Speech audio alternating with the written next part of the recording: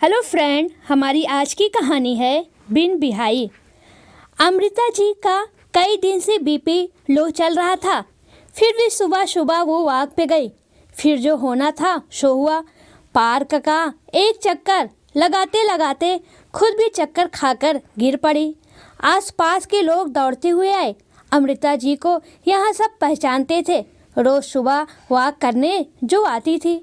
गिरीश जी के सेवानिवृत्त के पश्चात जब उन दोनों में भुवनेश्वर में सेटल होने का निर्णय लिया तो पुराने जान पहचान वाले सब भुवनेश्वर से जा चुके थे। अमृता जी के हंसमुख स्वभाव और मिलनसार प्रवृत्ति के कारण वो जहाँ भी जाती जल्दी लोगों के साथ घुल मिल जाती थी।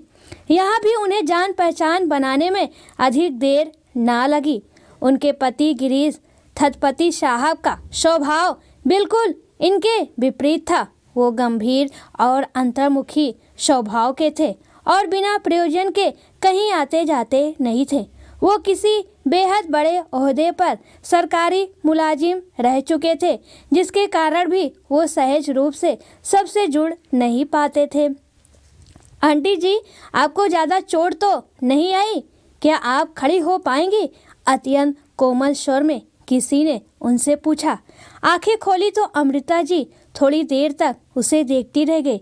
एक अत्यंत रूपवंती स्त्री जिसकी उम्र कोई 35 साल के आसपास होगी, चिंतातुर आंखों से उन्हें देखे जा रही थी। उसके माथे पर दमकती गोल बिंदी और सिंदूर का हल्का सा भाव वो देखने लगी और उस स्त्री के व्यक्तिगत में एक ऐसा आकर्षण था कि अधेड़ उम्र की अमृता जी भी थोड़ी देर के लिए अपनी वर्तमान अवस्था से विस्मित हो गई।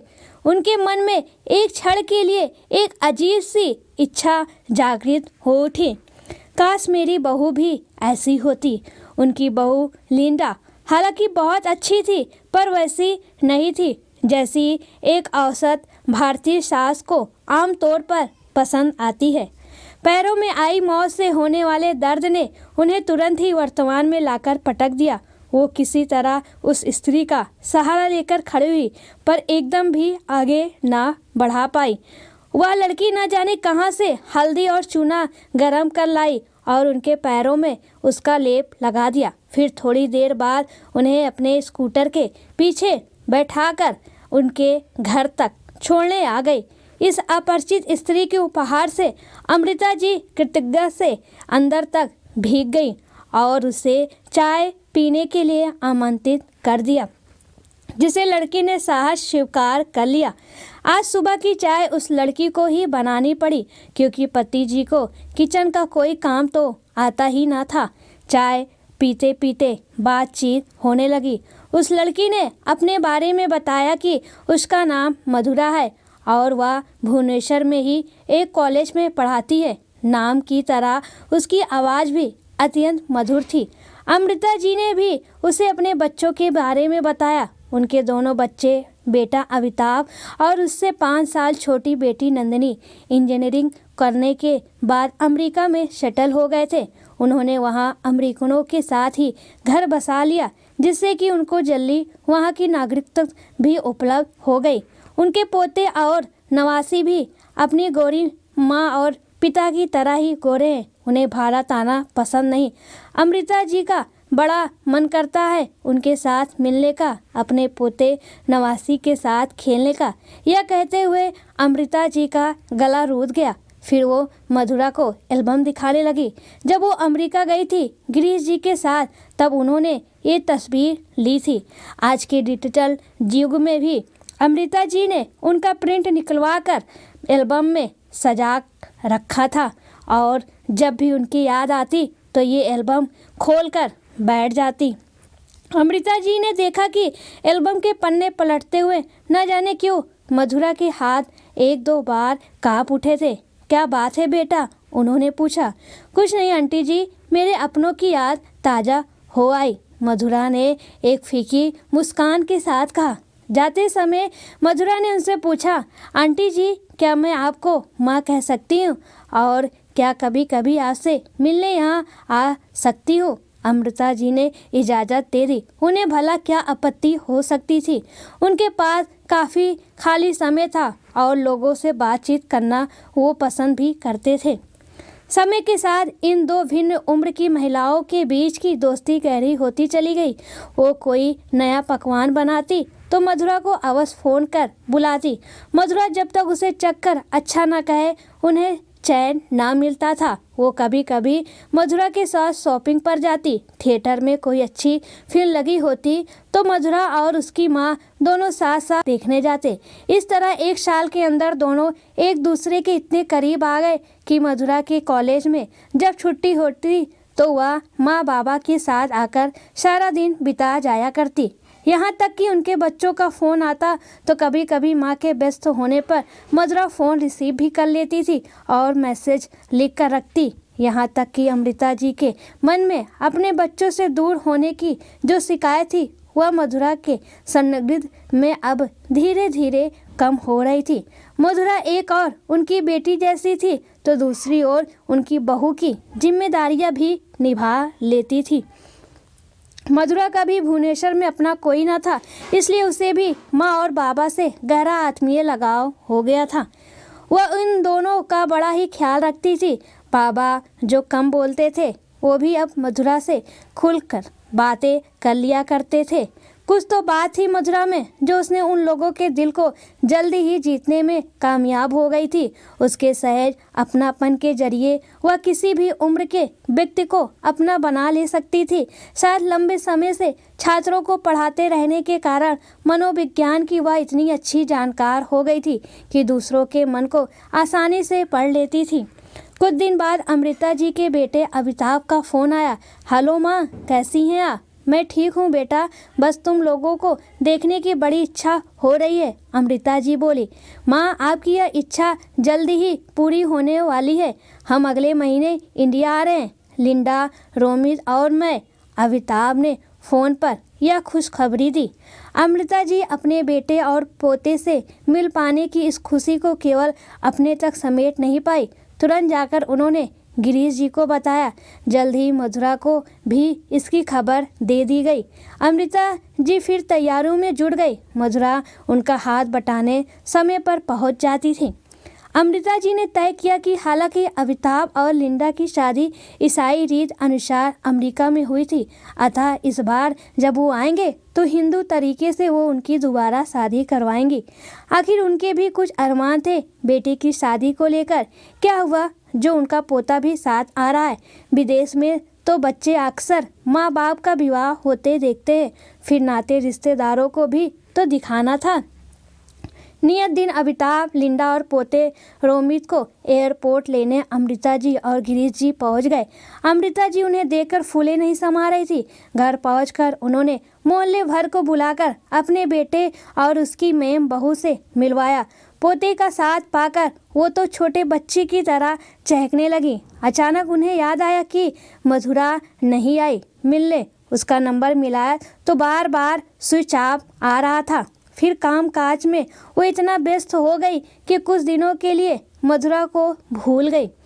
बेटे और बहू की शादी और उसके पश्चात रिसेप्शन पार्टी काफ़ी शानदार रही। रिश्तेदारों से घर भरा था। बड़ी चहल पहल रही घर में कुछ दिन। इन सब के बीच अमृता जी के मन में कई बार मधुरा की याद आई। वह होती तो सारे कामों को चुटकियों में निपटा देती। उसे भी इसी समय गायब होना था।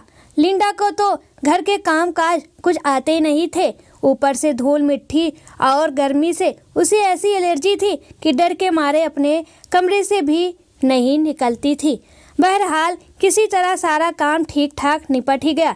गिरीश जी का भरपूर सहयोग मिला था। इस बार उनको आज तक कभी घरेलू कामों में हाथ बटाते हुए नहीं पाया था और इतनी बातें तो गिरीश जी ने अपनी पूरी जिंदगी में नहीं की होगी। मधुरा के कारण ही उनका ये काया पलट संभव हो पाया था। मधुरा मधुरा मधुरा, जब से यहाँ आया हूँ आप दोनों सिर्फ उसी का नाम रट रहे हैं। आखिर आपकी यह मधुरा है कहाँ? अमिताभ ने उत्सुकतावश पूछा। पता नहीं वो कहाँ रह गई, उसकी माँ ने कहा। फ़ोन स्विच ऑफ आ रहा है बार बार उसका।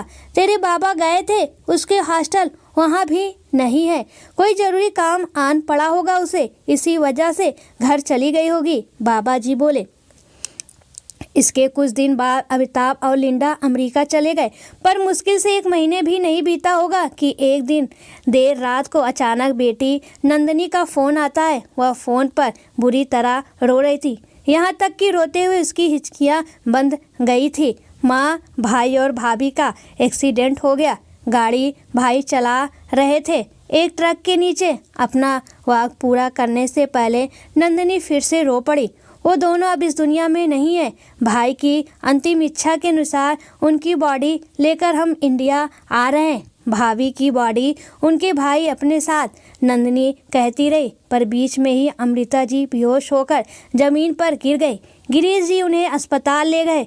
नंदिनी को फ़ोन करके उन्हें सारी बातें जान ली। जोरदार धक्का उन्हें भी लगा। जिस उम्र में बेटों के कंधे पर चढ़कर शमशान जाने की तमन्ना होती है, उसी उम्र में बेटे को कंधा देना पड़ेगा, यह सोचकर वो फफक कर रो पड़े। सिर्फ 1 महीना पहले जहां शादी की शहनाई की मधुर धुन गूंज रही थी, आज उसी घर में मातम की काली छाया मंडरा रही थी। जवान बेटे का लाश आंगन के बीचों बीच रखी थी और 2 जिंदा लाशें उसी आंगन के एक कोने में कुर्सी पर बैठी सब कुछ ऐसे देख रहे थे मानो खुद के क्रियाक्रम में शामिल होने के लिए आए हों।